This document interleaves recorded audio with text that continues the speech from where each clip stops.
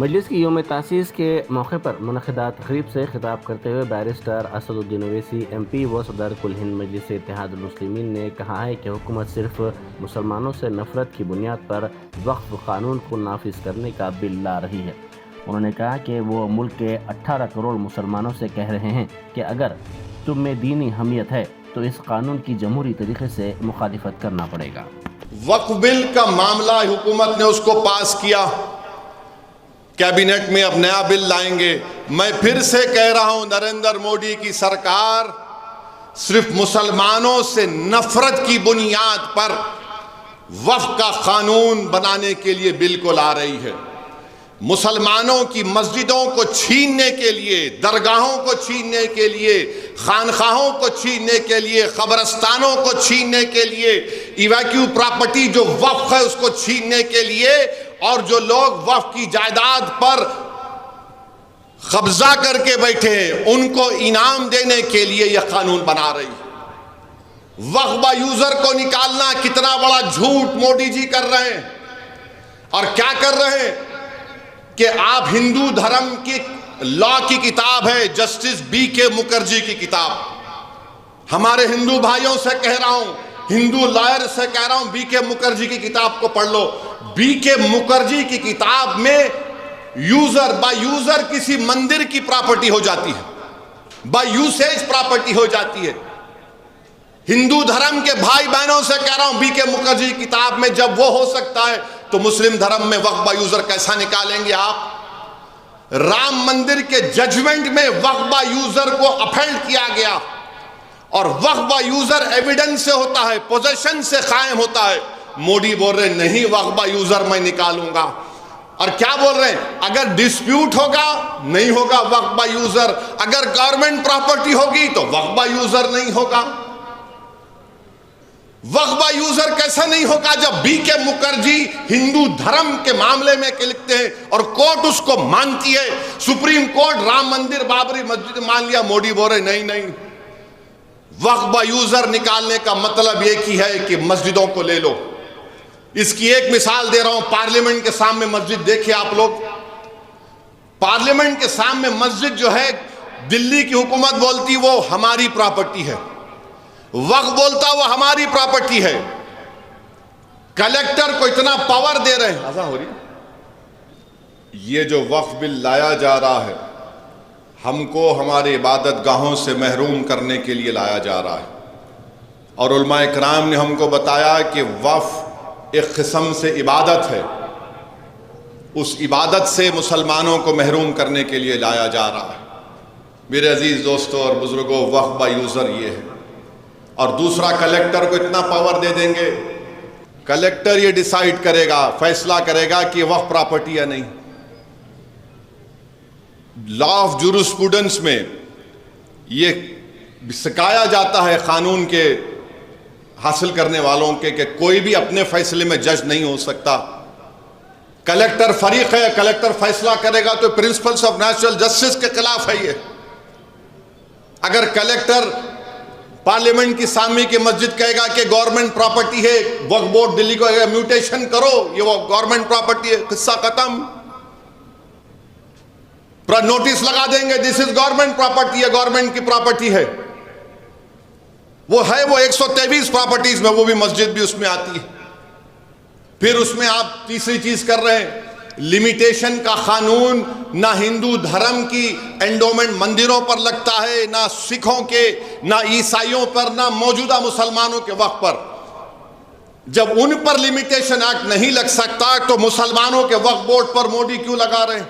इसलिए लगा रहे हैं क्योंकि दिल्ली में ऐसी कई जायदादें हैं, हरियाणा पंजाब में इवैक्यू प्रॉपर्टीज जो वक्फ की प्रॉपर्टीज है उसको हासिल करने के लिए, उन तमाम जायदादों को छीनने के लिए लिमिटेशन एक्ट अप्लाई करेंगे। जो काबिज है वो मालिक बन जाएगा। और इसका सबसे बड़ा फायदा वो बंबई का वो जो बड़ी इमारत में बैठा है, जो अपने आलीशान महल को एक खोजा बरादरी के यतीम खाने पे अपना घर बनाया, जिसका केस सुप्रीम कोर्ट में चल रहा है, उनको फायदा पहुंचाने के लिए हुकूमत लिमिटेशन एक्ट को ला रही।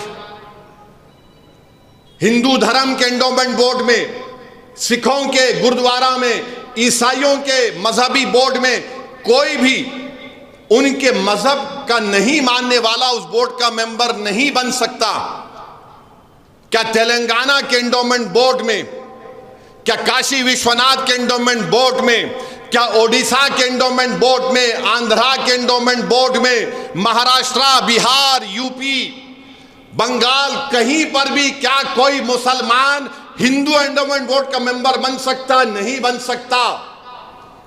तो फिर मुसलमानों के वक्फ बोर्ड में आप कैसे गैर मुस्लिम को मेंबर बना रहे हैं?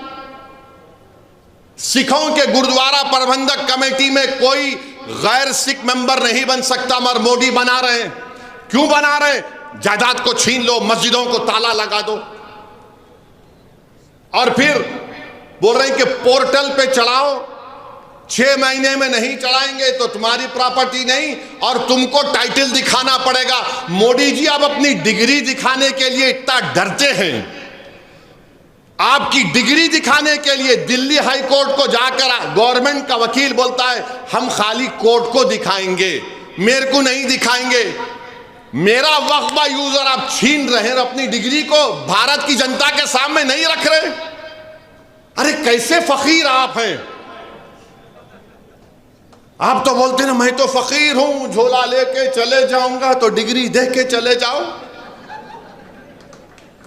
डिग्री नहीं दिखाएंगे, मगर हमसे कह रहे कि पोर्टल पे डालना पड़ेगा। ट्रस्ट एक्ट में कहीं पर भी यह प्रोविजन नहीं है। मेरे अजीज दोस्तों और बुजुर्गों, इसमें ऐसे 44 अमेंडमेंट, अच्छा उसमें एक और चीज एक डाल दी गई, जो अगर फर्ज करिए कोई मुसलमान हो गया, 5 साल तक उन्हें कोई जायदाद नहीं दे सकता वक्फ को। अच्छा उसमें अमेंडमेंट क्या किया? उन्हें डेमोन्स्ट्रेट करना, उन्हें मजाहरा करना, दिखाना। कैसा दिखाना? उन्हें दाढ़ी छोड़ना। तो मुसलमान रमजान में ठहर के मोदी जी के मुंह में खजूर डाल रहा, तो मैं मुसलमान। बच्ची मुसलमान, उन्हें हिजाब पहन लिया तो मुसलमान। क्या है, क्या है ये डेमोन्स्ट्रेट बताओ?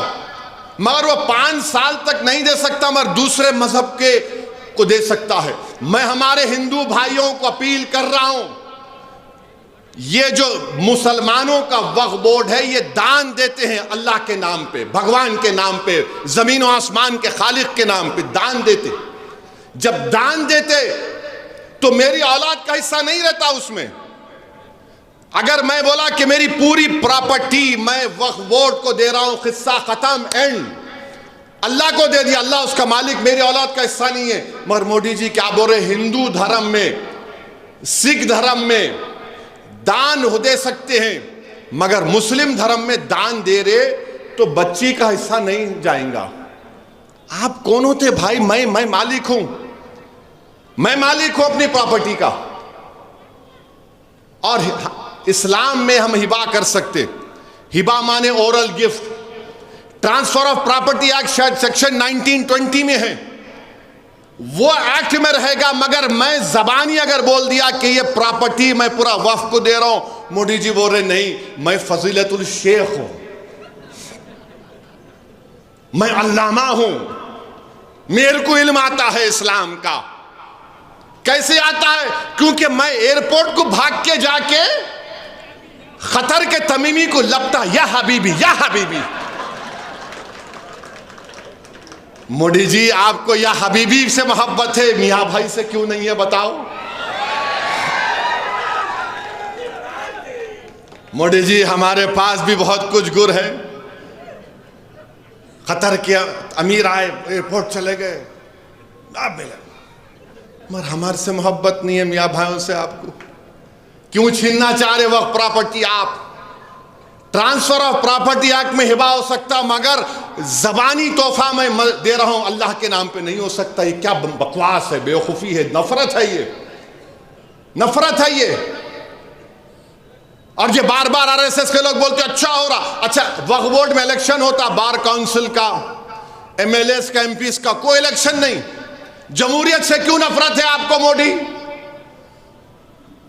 नहीं, नॉमिनेशन करेंगे, किसको नॉमिनेट करेंगे? बकवास किस्म के लोगों को। और वक्फ बोर्ड में और सेंट्रल वक्फ काउंसिल में हुकूमत अगर चाहेगी तो सबसे ज्यादा गैर मुस्लिम को मेंबर बनाएगी।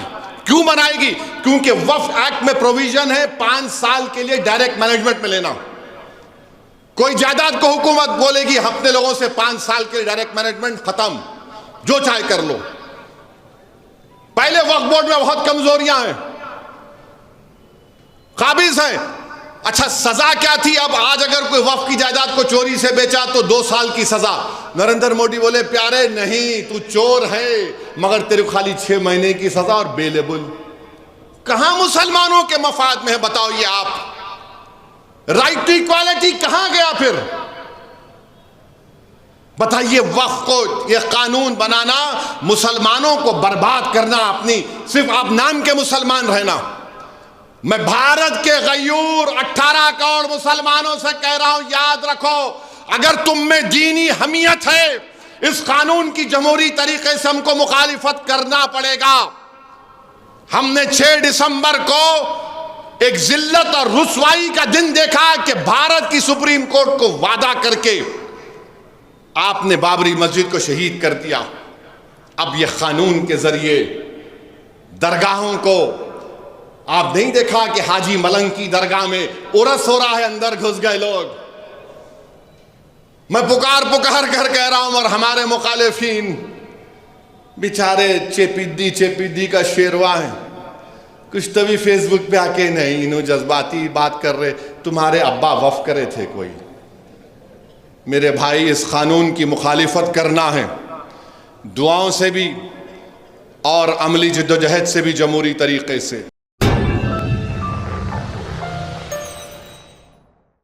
Germanton super speciality hospital national award winner doctor Mir Jawad Zar Khan, German trained senior orthopaedic surgeon and director, माहिर डॉक्टर्स डॉक्टर वासिफ आजम और doctor Bharvi Chanduri, senior cardiologist और दीगर डॉक्टर्स नुमाया खिदमत अंजाम दे रहे हैं। Robotic surgery, advance cath lab, MRI, operation theatre, ICU, 2D ultrasound जैसी सहूलियात से आरास्ता कॉर्पोरेट लेवल हॉस्पिटल। वाजबी फीस में हर मर्ज से शिफायाबी के लिए Germanton super speciality hospital, Attapur.